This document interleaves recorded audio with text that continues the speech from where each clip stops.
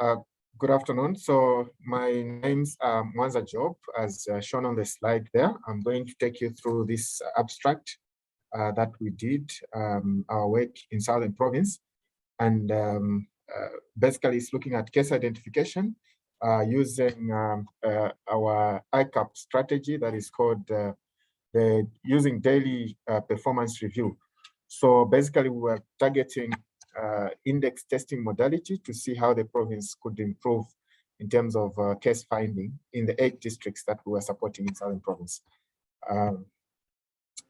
So the background to this is that ICAP does provide tier in Southern Province with the support from PEPFAR, CDC, and we were targeted. We were working with Southern Province to ensure that we provide the much needed technical support to see how the province could actually improve case identification. So to be specific, this abstract looks at case identification from the index testing modality. And as of October 2019, that's when ICAP was mandated to provide TA to Southern Province. We see that the province was performing very, very suboptimally, and there were 12% in terms of contribution from index to the HIV positivity yield in the province. The target as of that FY was at 50%. So we did come through to use the ICAP data-driven ISH strategy that was focused to see how the province could actually improve index cases that were coming from this testing modality.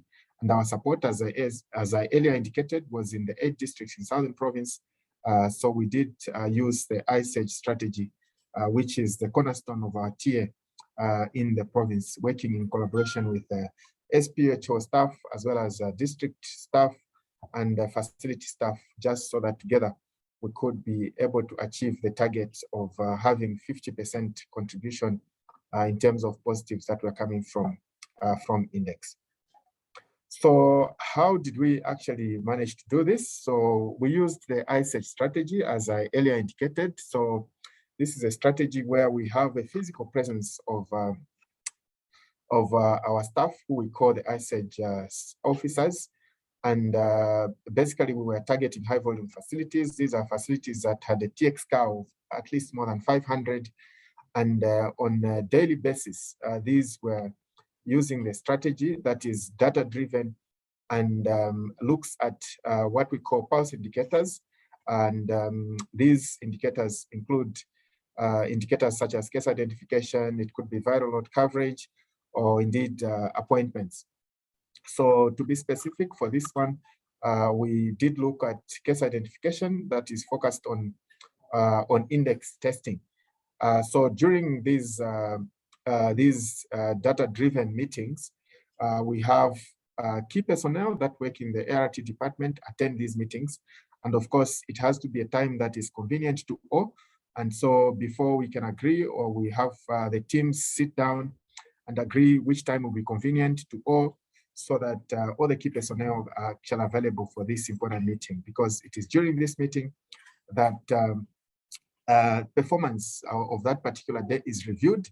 And so looking at the pulse indicators, as I indicated earlier, and then be able to identify what gaps did we have in that particular indicator, as well as what missed opportunities did we have.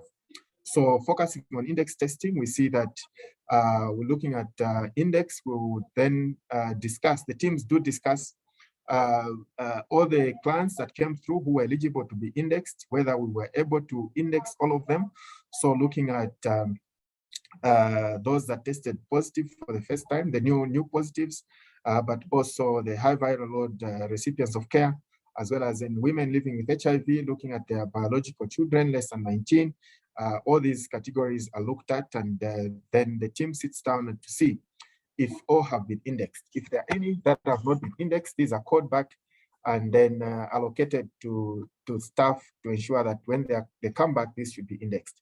If there have been contacts elicited, those are immediately shared with the CBVs that are available to ensure that from the zone they are coming from, they allocated those contacts depending on the zones. And then the next day, these are then asked to come and report back to the meeting in terms of whether these contacts that have been listed have been reached and tested. So that whole cascade is discussed during this daily data review meeting. So basically, that's the ISH strategy that is data-driven and ensuring that real-time remedial actions are identified. So people are given their responsibilities, including the timelines, to ensure that these are resolved. If it's got to do with testing, if there were people that were supposed to be tested on that particular day that were eligible, so we would then review. If there were 10 that were eligible, but we only tested 7, again, that is discussed. Why didn't we test the 3? Is it because we didn't have test kits? And if that was the reason, Petson is then allocated that responsibility to ensure that the test kits are actually brought to the facility, so that next time we don't miss an opportunity where a client has come through the facility to access a service and then we didn't offer it. So we see that then on a regular basis, on a weekly basis to be specific, feedback is given to the district health office so that the health office can actually monitor the performance of the facilities, even as we make progress towards the targets that are given. In terms of how the province performed after using the ISH strategy, we see that there was much improvement. In fact, we almost managed as a province to attain the target of having 50% positives coming from the index testing modality. The province did start from 12% as of October 2019, but we see that there was an upward trend, of course, using the interventions that I've talked about, the ISH strategy, where on a daily basis, performance was being reviewed and ensuring that no opportunity was being missed for clients that needed to be indexed. So we see that as of June 2020, the province was actually at 48%, which was just 2% short of the target of 50%. And the province did finish at 46% as of 30th September 2020. In terms of conclusion to this, we see that using the ISH strategy, which is data-driven, we can see even from the results that I've just presented that there was an improvement in terms of positives that were coming from index testing modality. And so we see that the province was able to actually meet the target of ensuring that the 50% was just short, of course, of meeting the target of ensuring that 50% of positives were coming from the index testing modality.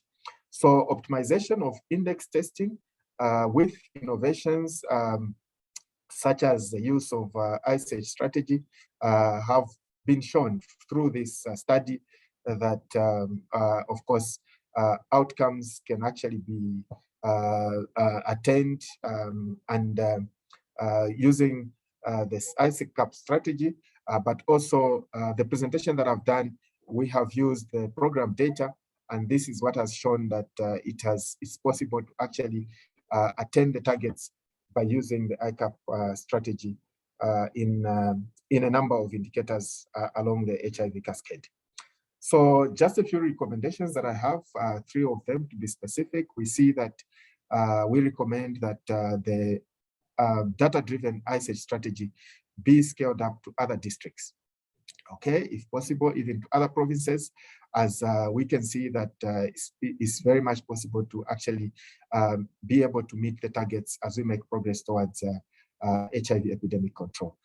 So the second recommendation is to have the health workers who actually attend these meetings to be able to internalize the daily data reviews and the monthly performance review meetings. As I mentioned that during this time, when we were doing our study, we see that we had the physical presence of ISH officers at the facilities, but we cannot have ISH officers at all the high volume facilities. So we do provide mentorship to the staff to ensure that they internalize this process so that as a province, you'll be able to attain the targets that have been given to ensure that we progress towards epidemic control. And the last recommendation is to always share targets with health workers at the beginning of the year, so that as they are working, they would have that idea that they are actually working towards a certain target, and to ensure that on a regular basis, there is that review of performance, and ultimately then the staff will ensure that we meet the targets that have been given to them by CDC or indeed the Ministry of Health. I think this is my last slide. And so I would just want to acknowledge people that have contributed to this abstract for CDC, MOH, and my co-authors there as shown on the slide, including the ICAP staff in Southern Province and Lusaka Province. Thank you so much for listening.